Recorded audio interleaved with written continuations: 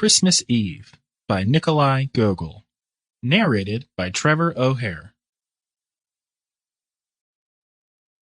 The last day before Christmas had passed, wintry, lucid night had arrived. The stars looked out. The stately moon rose in the sky to shine for good people in the whole world, so that everyone might be gay and sing carols praising Christ. The frost was sharper than in the morning, but everything was so quiet that its crunching under the boot could be heard half a versta away. No gathering of young men yet appeared beneath the windows of the houses.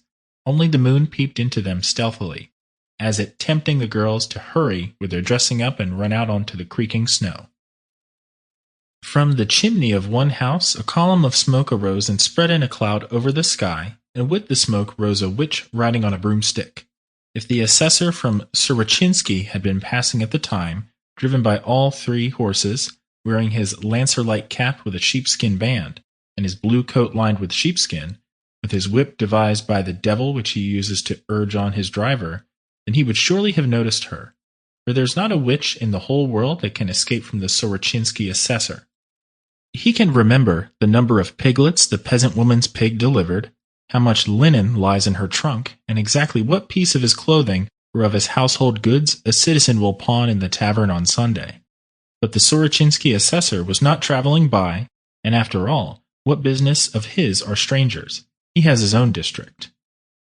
Meanwhile, the witch had risen so high that she flashed by above like a mere black speck. But wherever the black speck appeared, there the stars, one after the other, disappeared from the sky. Soon the witch had collected a sleeve full of them. 3 or 4 still sparkled. Suddenly, from the opposite direction, another speck appeared.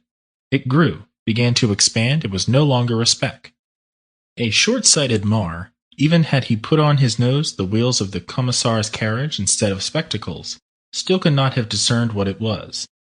In front of it looked exactly like a German. The tip of its small, narrow snout, which turned about incessantly sniffing everything it came across, was round like a pig's. Its legs were so thin that, if the mayor of Jaroskovsk had possessed such, he would have broken them during the first Kazachok. On the other hand, from behind, it looked quite like a district lawyer in uniform, its hanging tail being as sharp and long as the flaps of the modern uniform.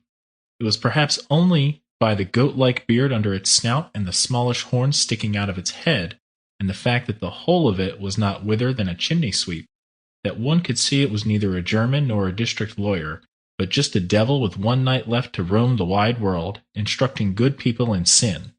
Tomorrow, when the first bells peal in the morning service. Sample complete. Ready to continue?